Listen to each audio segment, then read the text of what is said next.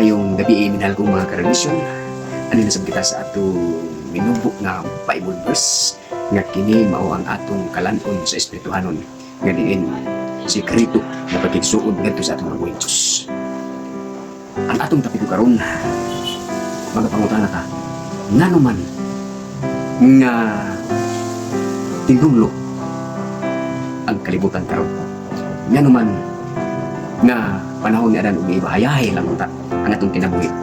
Dili ta magtanong, maghulat lang ta o dunay mga bunga kaon o wala patay kamatayon yatong gayon na ang atong kinabuhi immortal forever ta atong panahon na mga karagdisyon.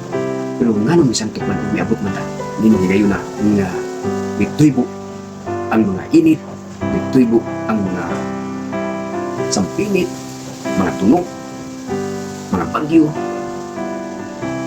Nga naman nga miabot man ni ining dayon na kinsay hinungdan, kinsay nagdala o malas kung sa ato pakaroon nga perti man ta kayahay ang kinabuhi ka nato magtanaw-tanaw sa tanaman sa idin, sa mga anak kung dula-dula, sa mga bitin kung dula-dula dili ka paakon, sa mga leon dili ka paakon, apan unsa hinungdan nganong natinunglo ang kalibutan.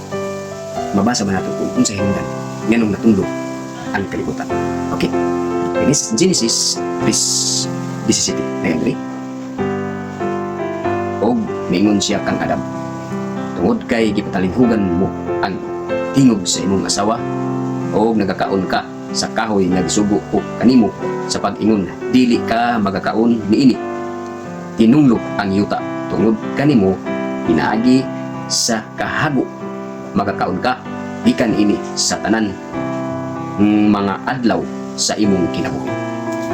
Mga karelasyon, ang punto ni ining higayuna gihatagan si Adan si Eva sa tanang matang, sa tanang nga tanan-awon, tanang mananaw ako na dunay usa ka puno sa pag-ilakog sa maayo og sarautan nga makaon ang tanang mga prutas ditong nakita sa Garden of Eden.